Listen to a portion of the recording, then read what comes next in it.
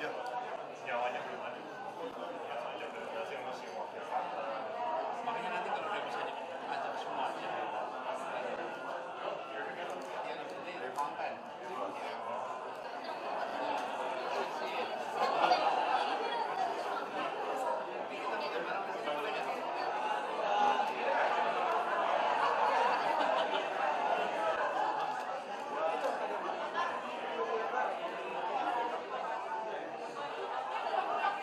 We would like to see kota ini menjadi kota yang ramah bagi semuanya.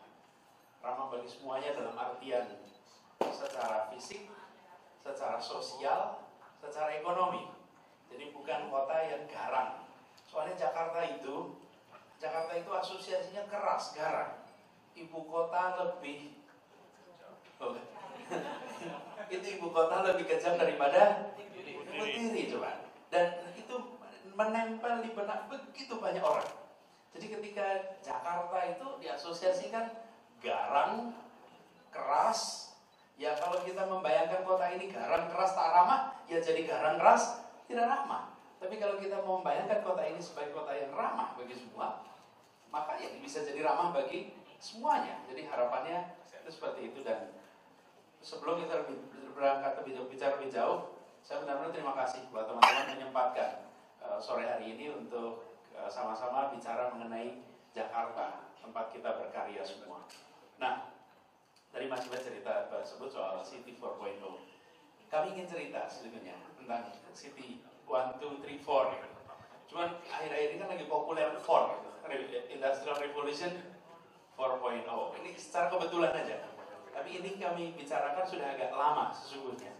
Jadi teman-teman sekalian, di dalam pembicaraan kota, kami membayangkan kota Jakarta sebagai kota kolaborasi. Itu bukan tanpa conceptual framework. Jadi bukan, oh ya sekarang lagi trennya kolaborasi, so let's do collaboration gitu. Enggak juga. Ini adalah perkembangan natural kota ini, sehingga pada fase ini kita bisa bicara tentang kolaborasi. Jadi bukan semata-mata karena lagi trendy nih soal kolaborasi. Nah, kita semua berangkat dari semangat kolaborasi di tempat kita masing-masing. Kami pun, saya ketika aktif di luar pemerintahan membangun Indonesia Mengajar juga dengan semangat kolaborasi dan terus berjalan sampai sekarang tanpa keterlibatan pemerintah juga dengan spirit kolaborasi itu. Saya ingin tunjukkan kepada teman-teman sekalian sebetulnya stagingnya seperti apa, why we are here. Coba boleh tunjukin ininya, slide-nya. Ada sebuah slide yang saya ingin sampaikan, sharing di sini buat teman-teman semua, bahwa sesungguhnya sebuah kota itu mengalami evolusi. Seperti juga ya manusia, bangsa itu mengalami proses evolusi. Yang paling dasar itu biasa kita kenal city government itu sebagai administrator. Lalu the people itu simply resident. Pola hubungan antara keduanya itu satu arah. Karena itu pemerintah merumuskan sesuatu kebijakan, lalu pemerintah buat sosialisasi. Jadi bentuknya sosialisasi. Yang kedua, ini tumbuh kotanya.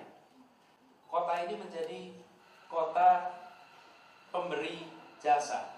City government as service provider. Lalu masyarakatnya sebagai customer. Kita konsultasi sama publik. Kan itu ada konsultasi publik, mendengar. Biasanya publik juga senang berada di sini nih. Karena masyarakat kira-kira begini. Dari kacamata pemerintah nih, Anda bayar pajak. Kalau lagi pemilu, coblos, partisipasi. Tapi semua urusan, let us handle. You don't have to do anything else. Anda cukup melakukan do what you need to do as private citizen. Tapi tidak terlibat dalam pengelolaan kota. Sudah tumbuh lagi, di mana disebut dalam literatur itu City 3.0, di mana city government as facilitator. Lalu, the people are participants. Dan public itu engage dalam public participation. Ini, teman-teman sekalian, yang terjadi di Jakarta, kita mengalami transisi ini. Dan kalau boleh kita review sedikit, Many of us is here. Kita ikut berpartisipasi. Ada gerakan terkait lingkungan hidup, ada gerakan terkait pendidikan, ada gerakan terkait sosial, ada macam-macam partisipasi. Masing-masing berpartisipasi dan pemerintah memberikan ruang. Tapi yang paling tinggi yang kita ingin dorong, yang kami semua sekarang ingin dorong adalah kolaborasi. Di mana kota, city government itu sebagai collaborator dan public itu sebagai co-creator. Lalu pola hubungannya adalah kolaborasi. Yang membedakan antara di sini dengan di sini adalah kalau partisipasi itu jalan sendiri-sendiri. Yang private entity jalan, yang citizen jalan, yang pemerintah jalan, tidak saling ganggu, tapi tidak kerja sama. Masing-masing jalan. Jadi boleh gerakan lingkungan hidup jalan, gerakan sosial jalan, pemerintah juga jalan, kerjasama enggak. Banyak dari yang kita kerjakan itu berada di sini. Jakarta mengalami transformasi seperti ini, kenapa? Karena efek pendidikan sebetulnya. Dulu masyarakat kita less educated, maka mereka kami semua ini belum bisa ikut terlibat. Alhamdulillah pada terdidik, sosial ekonomi meningkat, mulai bisa masuk pada fase partisipasi. Sesuatu yang tidak mungkin dikerjakan 4-5 dekade yang lalu, atau 3-4 dekade yang lalu. Sekarang, kelas terdidik, kelas sosial ekonomi mandiri, itu tebal. Dan Jakarta itu tebal sekali. Kelompok-kelompok ini tuh kira-kira butuhnya pemerintah tuh ngurus KTP, ngurus SIM, kebutuhan-kebutuhan lain, tapi kalau kebutuhan pendidikan, tidak tengok pemerintah. Pelayanan kesehatan, nggak nengok pemerintah. Semuanya bisa dihandle sendiri. Nah, Jakarta, dibandingkan banyak kota lain, itu memiliki warga yang bisa menjadi partisipan dan bisa menjadi co-creator. Ditambah lagi, ini kan terkait citizen. Ditambah lagi di kota ini, tidak ada kota di Indonesia yang punya perusahaan sebanyak Jakarta. Private entity sebanyak Jakarta. Multinational corporation sebanyak Jakarta. International Development Agency sebanyak Jakarta. Kemudian International Network sebanyak Jakarta. Itu semua adanya di kota ini. Tapi kami di pemerintah, kalau kerja hanya fokus pada APBD dengan perangkat pemerintah, tapi tidak menarik semua sumber daya yang ada untuk melakukan kolaborasi. Yuk kita kerjain sama-sama. Padahal sumber dayanya luar biasa. Itu sebabnya kemudian kita dorong apa yang tadi Mas Yati silahkan, kita dorong kolaborasi City 4.0. Dan ini adalah hasil literatur kajian tentang pertumbuhan sebuah kota, evolusi kota yang memang ada dasarnya gitu, ada basisnya sehingga sampai ke sini. Jadi ketika sampai kolaborasi itu bukan karena lagi ngetren nih kolaborasi, tapi memang evolusi kita sudah sampai pada kemampuan melakukan kolaborasi. Jadi teman-teman sekalian, kolaborasi ini sebagian berbentuk kerjasama yang diikat dengan kontrak, yang diikat dengan anggaran. Sebagian adalah kerjasama yang tanpa ikatan kontrak, tanpa anggaran. Jadi kerjasama itu nggak kemudian segalanya serba tanpa anggaran, bukan. Sebagian dengan anggaran. Coba contoh. Boleh contoh transportasi. Contoh yang transportasi mau saya beri contoh. Kami di Jakarta ini memiliki Transjakarta, punya MRT, punya LRT. Itu yang dikelola oleh pemerintah. Lalu yang dikelola oleh warga itu ada angkot, metro mini, Kopaja, apa lagi?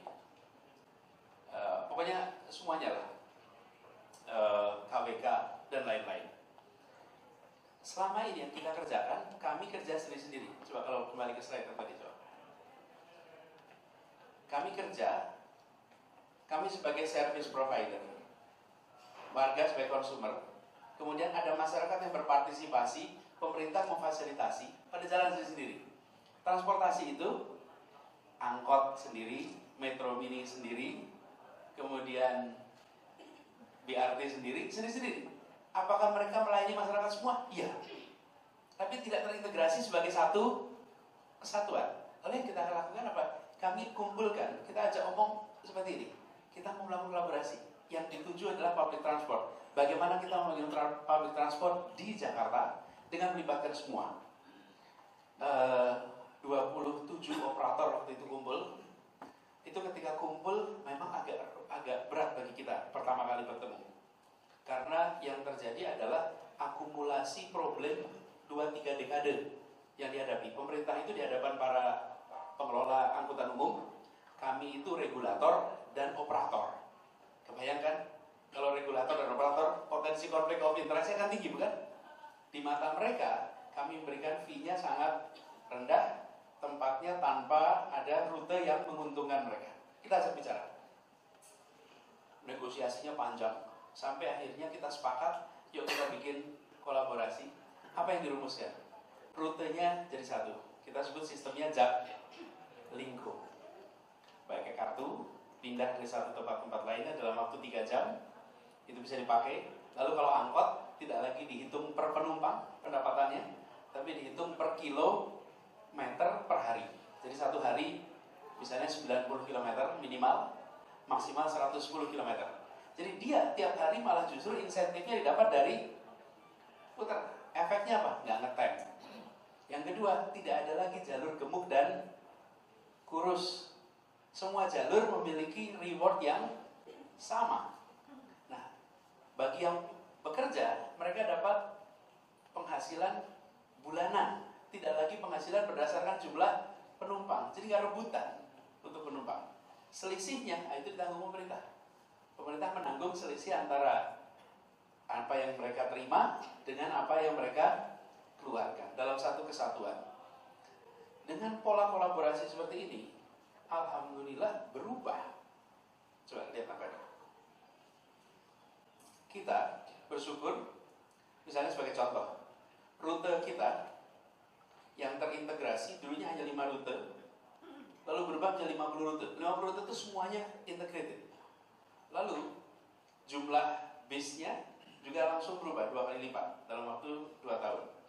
Lalu yang menarik di sini, ridership dari 338 tahun 2016, tahun 2019 itu menjadi lebih, harusnya 900. Lalu minggu lalu naik 1 juta. Bagi kami ini angka yang paling penting, karena dari 338.000 orang per hari menjadi 1 juta per hari. Itu artinya ada 600.000 orang yang pindah dari kendaraan pribadi ke kendaraan umum. Kalau jumlah rutenya tambah, jumlah armadanya tambah, berarti kekuatan fiskalnya ada. Anda bisa beli mobil, bisa beli bis. Tapi kalau orang pindah, berarti perubahan perilaku. Yang kita tuju adalah perubahan perilaku. Jadi terjadi, apakah ini dikerjakan oleh negara? Tidak, kami tidak beli bis baru. Kami nggak beli bis baru. Kami tidak mengadakan pengadaan. Yang kita lakukan adalah kolaborasi. Lalu yang terjadi, mereka yang melakukan perubahan dari aspek pengelolaan. Mereka bisa beli angkot baru. Sekarang sebagian angkotnya pakai AC. Mereka beli bis baru. Kenapa mereka? Karena mereka punya kontrak dengan kita yang terjamin pemasukannya. Jadi mereka sebagai entitas tumbuh. Perhatikan yang terjadi teman-teman. Yang terjadi adalah bangun kolaborasi, buat ekosistem, lalu ekosistemnya itu bisa tumbuh sehat, maka seluruh masyarakat yang berada dalam ekosistem itu juga merasakan manfaatnya. Ini contoh bahwa yang disebut sebagai kolaborasi itu bukan saja yang terkait tanpa ada kegiatan program pemerintah. Bahkan program pemerintah pun bisa. Lalu kami ini menyaksikan teman-teman sekalian soal transportasi. Signage di Jakarta ini nggak mencerminkan kota metropolitan dunia gitu. Kalau lihat signage, wayfinding, apa yang terjadi yang dilakukan? Kami tahu bahwa pemerintah itu kemampuan utamanya itu pada scaling up. Kita punya kekuatan fiskal, satu, sumber dayanya kuat. Yang kedua punya wewenang. Wewenang dan fiskal itu kekuatan negara. Masyarakat punyanya kreativitas, inovasi, tapi tidak punya kewenangan. Inovasi, kreasi itu tinggi, tapi nggak punya kewenangan. Dan kelenturan di dalam bergerak. Kami nggak lentur. Kami ini kayak kereta api gitu. Kalau belok tuh panjang gitu, nggak bisa kelenturan. Itu yang coba kita gabungkan. Kita ngobrol dengan teman-teman FDTZ, Forum Diskusi Transportasi Jakarta. Lalu apa yang kita kerjakan? Ini teman-teman FDTZ, mereka membuat signage itu. Mereka yang membuat, kami yang menggandakan, tapi kami selalu sampaikan bahwa ini bukan bikinan kami. Ini adalah bikinan teman-teman di FDTZ. Jadi kolaborasinya adalah you have the idea, you have the creativity, we have the resources and the authority. Lalu kita partnering dan membuat wayfinding signage di Jakarta yang berstandar global. Sehingga kalau ada tamu datang ke Jakarta, dia tahu harus kemana. Selama ini kalau datang ke halte bis itu, asumsinya udah tinggal di Jakarta lama. Ya, kalau di halte bis itu, bisnya nomor berapa yang berhenti kita nggak tahu, rutenya perginya kemana kita nggak tahu. Tanya orang sebelah, belum tentu dia lebih tahu. Loh, kita ini di kota modern tidak bisa seperti ini. Kota modern itu salah satu cirinya di public space ada signage, wayfinding yang state of the art. Apa yang terjadi? Kalau kita yang membuat tough, ini bukan kita, ini teman-teman yang PTJ. Ini contoh kolaborasi. Mereka lah co-creator, kami collaborator, kita buat kolaborasi, ini akan kita buat di seluruh wilayah di Jakarta. Sehingga dimanapun kita pergi, kita akan ketemu dengan wayfinding dan signage yang bisa dibilang seragam lah. Dengan cara seperti ini kan ada yang waktu itu bilang, wah Pak kayak di mana gitu. Ada yang nyebut Singapura, ada yang nyebut New York. Terus saya bilang, next time jangan bilang begitu. Next time, wah kayak di Jakarta ya. Gitu. Jadi ya inilah Jakarta gitu, jangan seperti tempat lain. Karena yang terjadi, coba lihat saja.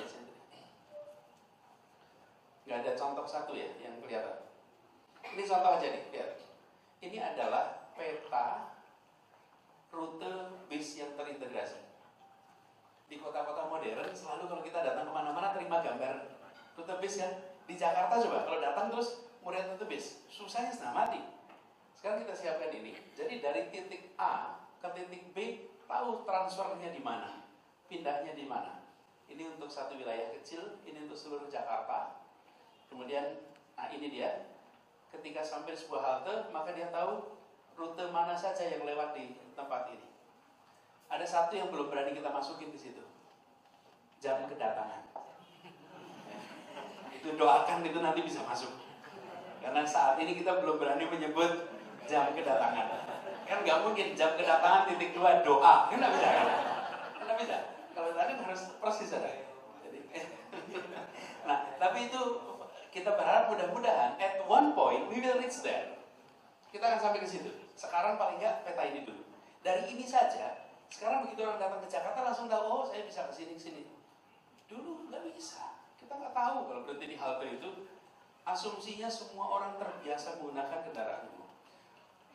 Kampung, penataan kampung. Kita ada kampung-kampung yang harus ditata. Salah satu masalah yang sering kami hadapi di pemerintah itu sering merasa lebih tahu daripada rakyatnya. Apalagi udah nata kampung. Sementara masyarakat itu senyatanya mereka yang tinggal di situ, mereka yang lebih tahu kesehariannya, mereka yang lebih tahu solusinya, but we're not listening. Seringkali begitu. Jadi penataan kampung, sekarang yang kita kerjakan begini. Kita sekarang ada 21 kampung yang dalam proses penataan. Ada unsur pemerintah, ada unsur warga, ada unsur konsultan. Konsultan itu pihak ketiga yang membawa best practice penataan kampung dari berbagai wilayah di dunia. Karena kalau yang berkumpul wawasannya itu kurang luas, biasanya idenya juga kurang luas. Yang keempat adalah fasilitator yang membuat tiga pihak ini bisa berunding dengan baik. Dengan cara seperti itu, maka obrolan penataan kampung itu berjalan baik. Ini contoh, namanya Community Action Plan. Ini di kampung-kampung yang sedang melakukan proses penataan. proses deliberasinya lama. Lebih cepat memang pemerintah datang dengan gambar, panggil konsultan pihak ketiga, terus dieksekusi. Tapi kalau kita lakukan ownership atas kampung itu adanya di kami, bukan di warga. Ini proses panjang. Ibu ini maunya A, ibu itu maunya B, bapak itu pengalamannya begini, bapak ini. Secara proses lebih panjang. Tapi apa yang terjadi? Begitu terjadi kesepakatan, maka itu solid dan eksekusinya jauh lebih mudah. Ini kita kerjakan di kampung-kampung yang sekarang sedang melakukan penataan. Ini contoh hasilnya dari proses ini semua. Ini sebelum revitalisasi ya. Ini proses diskusinya. Sekarang jadi desain. Dan desain ini kemudian nanti kita akan bangun kampungnya. Prosesnya ini bisa 1,5 tahun. Hasil proses deliberasinya itu. Lama? Iya. Karena memang dibangun kampung. Yang sekali jalan, ya bisa berdekade-dekade. Nggak bisa sebentar selesai. Tapi apa yang terjadi? Warga merasa dihargai eksistensinya. Bahwa ini adalah kampung mereka. Dan kami atas nama negara datang dengan wewenang, datang dengan authority, but we respect your presence di tempat itu. Ini, insya Allah nanti beberapa waktu lagi akan, mudah-mudahan 2 pekan ini kita akan groundbreaking. Sudah itu nanti akan muncul hasilnya. Nanti bisa seperti cerita soal transportasi, di mana udah kelihatan hasilnya. Ini karena kita baru di fase selesai CAP itu Community Action Planning-nya. Jadi teman-teman sekalian, ini sekedar ilustrasi kegiatan-kegiatan bersama. Nah, contoh dengan Mas Iwan sama tim, kita bikin kolaborasi untuk waktu itu apa namanya Mas? Jakarta Art Week. Jakarta Art Week. Kami di pemerintah tuh seragamnya seragam. Betul. Iya kan, seragam kami itu seragam. Untuk menggambarkan uniformity gitu. Kalau teman-teman berseragam kan seragamnya beragam, bukan? Kasih dress code baju putih, habis itu kan variasinya tinggi, bukan? Kasih dress code pakai jeans misalnya. Dress code-nya itu seragam tapi beragam. Apa artinya? Artinya ada ruang inovasi kreativitas. Nah, kemarin kita kerjasama dengan Mas Iwet, kita ngobrol, dan waktu itu kita kerjakan di MRT. Basically kami buka ruang itu. Please make Jakarta tempat yang lebih artistik. Dan kita ingin Jakarta itu nyeni, Jakarta itu artistik. Saya berkali-kali bilang sama tim, teman-teman kita, bahwa mari kita jadikan Jakarta itu seperti kanvas. Dan pemerintah mengundang warganya untuk melukis di kanvas itu. Dan ini salah satunya. Sore hari ini kita undang let's do something. Karena Jakarta ruang yang bisa kita gunakan itu semua.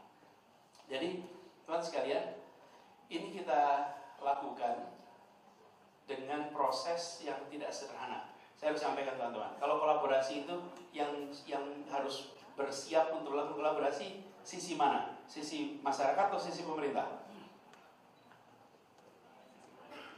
Sisi pemerintah. Kalau masyarakat terbiasa kolaborasi, kan teman-teman biasa kolaborasi, bukan? Ini pemerintah itu terbiasanya, benar nggak? Nih, kali ini teman-teman di sini teman-teman yang udah biasa kolaborasi. Tapi di antara birokrasi itu terbiasa eksekusi sendiri, bikin program sendiri, nyusun anggaran sendiri, jalanin sendiri, laporin sendiri, terus diperiksa, gitu kan? Warganya ada nggak? Ya periksa BPK lah, jangan periksa sendiri. Ada masih minimal ada yang keluar gitu periksa. Tapi sesungguhnya kami di pemerintahan itu yang harus berlatih, karena ini saya bisa ilustrasikan begini, seperti kami terbiasa menulis dengan tangan kanan. Sekarang kami harus berlatih menulis dengan tangan kiri. Semua biasa kita kerjakan sendiri, sekarang harus kolaborasi. Kaminya yang berlatih. Karena itu sebagian dari sektor-sektor yang udah siap itu maju lebih dulu. Nah, Kominfotik salah satu yang paling advance untuk kerjasama itu. Karena itu kalau Kominfotik maju paling cepat. Tapi sekarang kebudayaan udah siap. Pariwisata kreatif udah siap.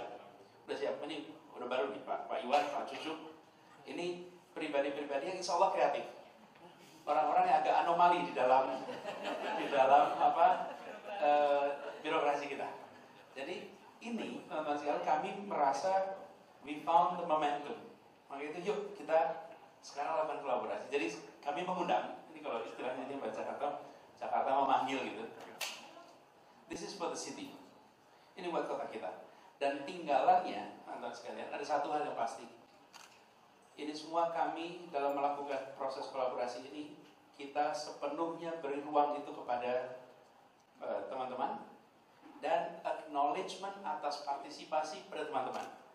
Kita tidak pernah misalnya tadi cerita FDTJ, kita nyebutin, oh ya ini signage kita baru, Pemprov bikin baru. No. Selalu bilang, ini adalah hasil kreasi dari teman-teman FDTJ. Pasti. Karena kenapa? Ya itulah bentuk penghargaan kita atas ide gagasan dari teman-teman. Dan FDTJ ini setahu saya adalah teman-teman yang pulang kantor pada ngobrol soal transportasi. Mereka bukan orang-orang yang berprofesi urusan transportasi, yang peduli sama transportasi. Ada contoh-contoh lain ya, begini. Yang sebagai ilustrasi saja bahwa yang kita kerjakan di sini adalah multi aspek.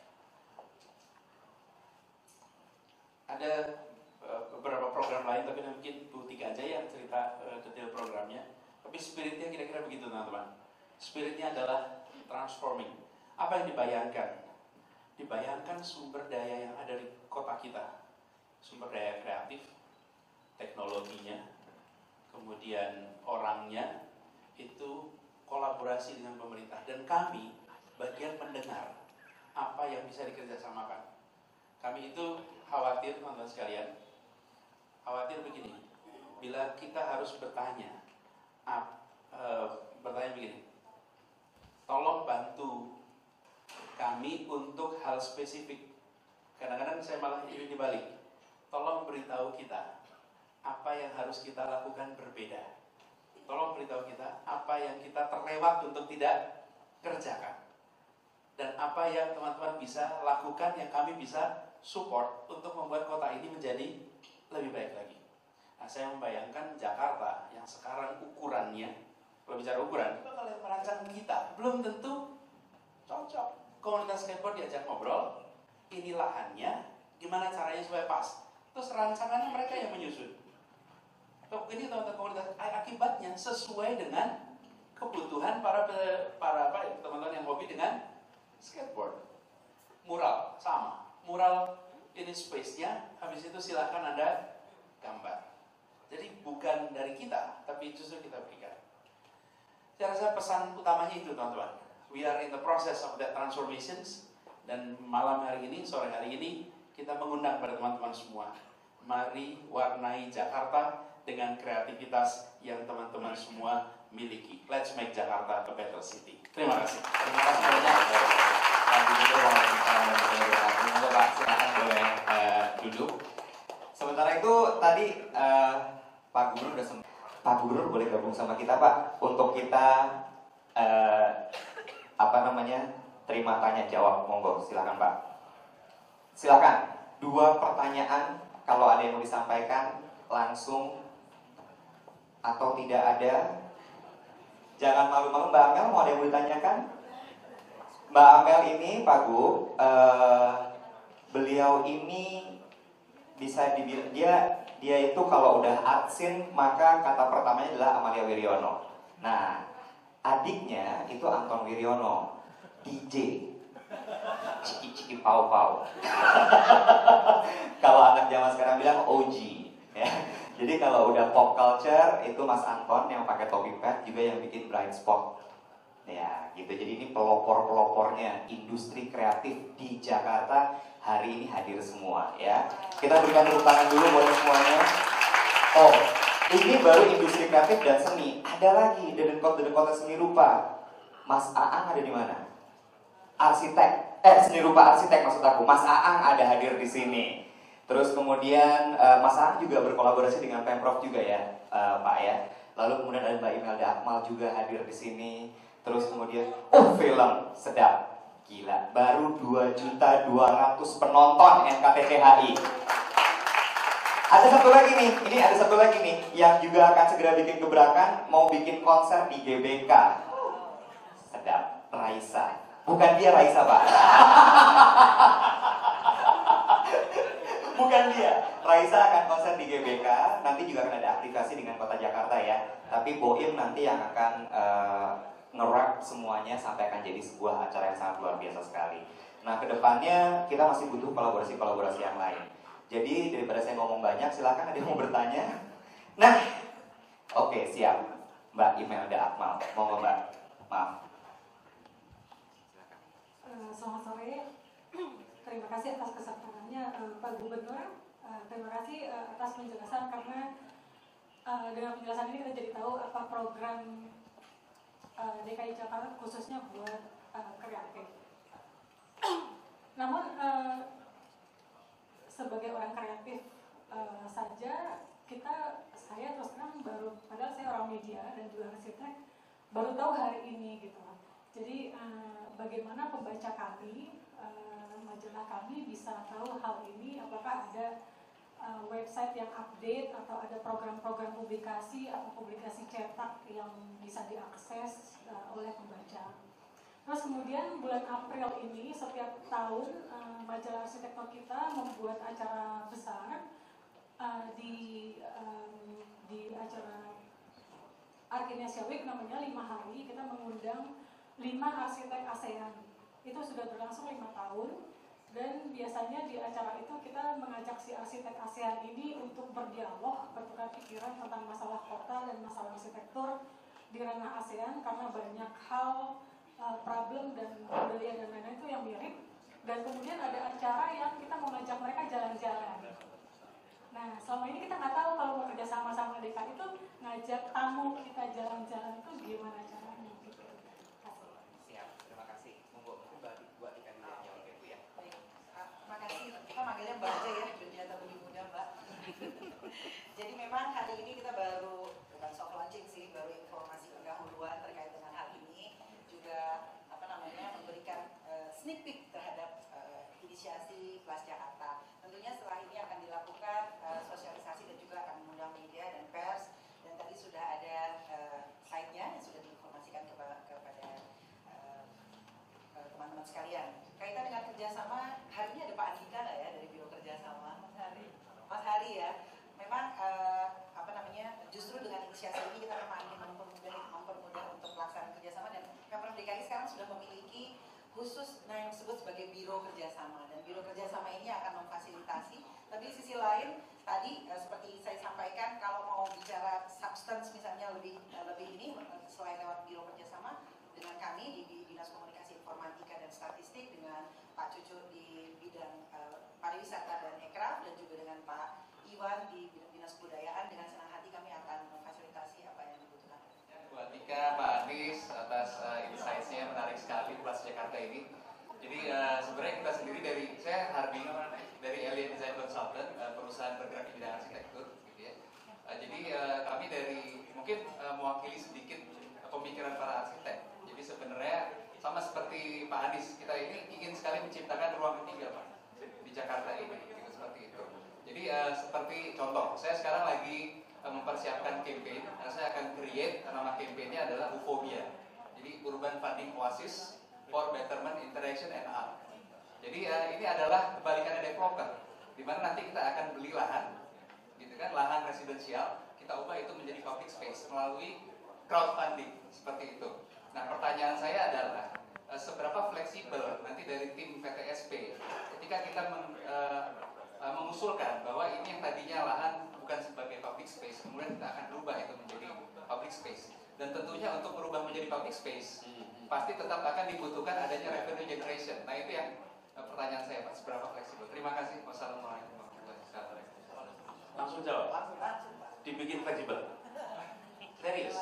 Kenapa? Karena Anda mau bikin ruang ketiga, mau dibuat untuk, apalagi ruang ketiga itu dipakai untuk publik misalnya langsung. Ini ya teman-teman sekalian, kita buat aturan sekarang. Lahan-lahan di jalan utama, banyak yang kosong. Jadi mulai 2019, kami beri pada mereka 2 pilihan. Anda biarkan kosong, tertutup, maka pajak Anda naik 2 kali lipat. Oke? Atau Anda buka jadi ruang publik, maka pajak Anda didiskon 50%.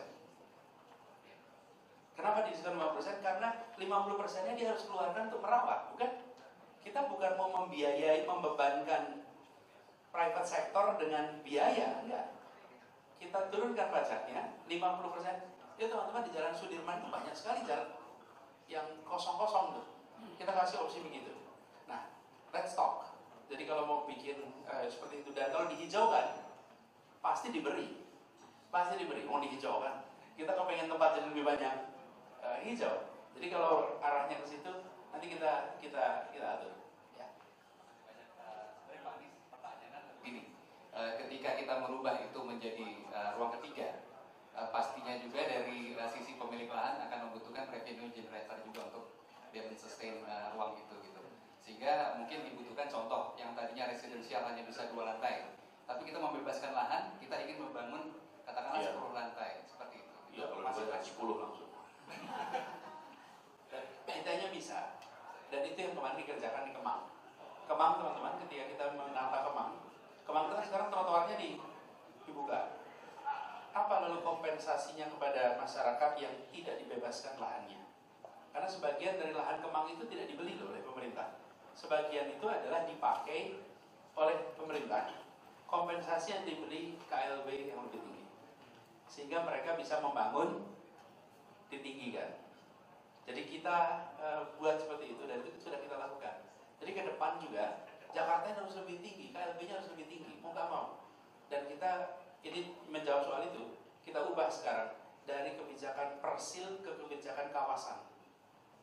Jadi bukan satu persil diizinkan KLB-nya 3, nanti sebelahnya KLB-nya 6, nanti itu akhirnya yang sudah terjadi lama ini kan gedung naik tinggi, sedang, rendah gitu dalam satu kawasan.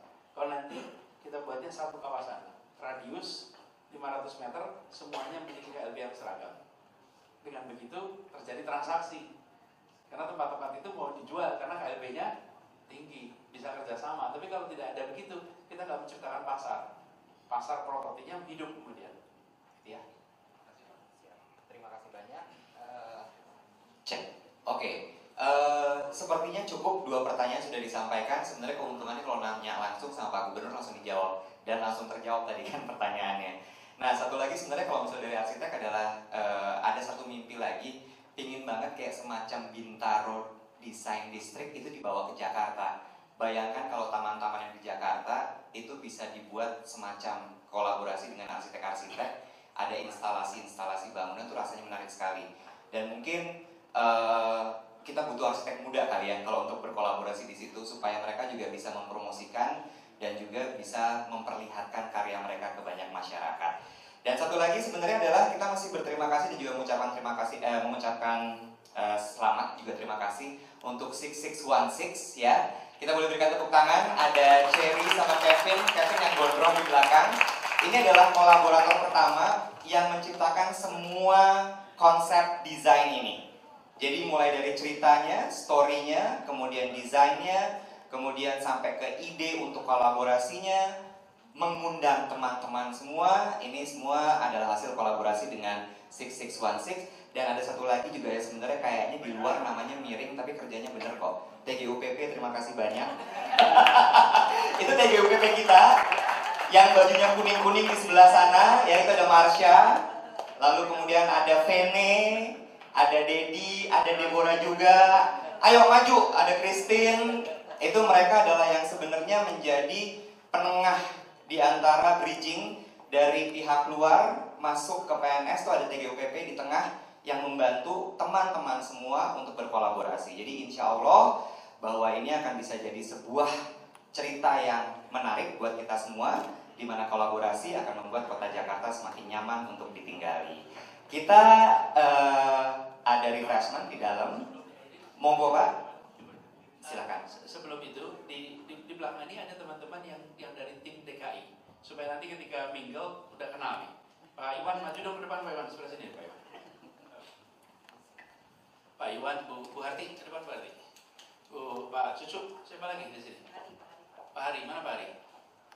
Pak Hari, supaya nanti kenal. Nah, ini yang benar nih cuma Pak Iwan aja pakai name tag. Yang lain pada nggak pakai name tag. Ini pakai name tag. Nah, ini teman-teman semua supaya nanti ketemu. Pak Ari ini terkait kerjasama. Pak Jojo ini sekarang pariwisata dan ekonomi kreatif. Bu Tika sudah tahu tadi. Kemudian Bu Harti Deputi Gubernur, dan beliau sekarang in charge untuk namanya apa? Jakarta Development Collaborative Network. Ini sebuah entitas baru di DKI yang bertugas mengumpulkan semua sumber daya di Jakarta untuk membangun Jakarta tanpa harus tidak selalu harus lewat kita. Ada World Bank. Kenapa ada tawarin program di sini? Ada international NGOs yang banyak sekali. Nah, kita mau tawarkan pada semuanya. Ini Bu Harti sekarang in charge untuk itu. Lalu Pak Iwan adalah Kepala Dinas Kebudayaan. Dulunya pariwisata dan kebudayaan jadi satu. Dan salah satu hal yang problematik dari itu adalah itu saling gerus tuh. Yang satu adalah punya orientasi kegiatan komersial, pariwisata, yang kebudayaan kan tidak untuk bisa profit, tapi orientasinya sama sekali tidak komersial. Nah, sekarang bisa. Jadi beliau urusin kebudayaannya, ini urusin pariwisatanya ditambah ekonomi kreatif. Jadi teman-teman semuanya, kami ingin sampaikan terima kasih sekali dan please do share your ideas. Kita mau shopping ide, beri pada kami, nanti kita akan atur untuk kolaborasi. Jadi Mas Angga kalau mau bikin film Jakarta, welcome. Kita happy kalau dibikin sesuatu di Jakarta. Dan banyak sekali cerita-cerita unik di kota ini yang sayang tidak menjadi pengetahuan begitu banyak orang. Menurut saya kota ini luar biasa kaya. Semakin kita dekat dengan Jakarta, realnya, maka semakin kita akan mencintai kota ini. Lagi-lagi buat semuanya, terima kasih. Terima kasih banyak. Wassalamualaikum warahmatullahi wabarakatuh.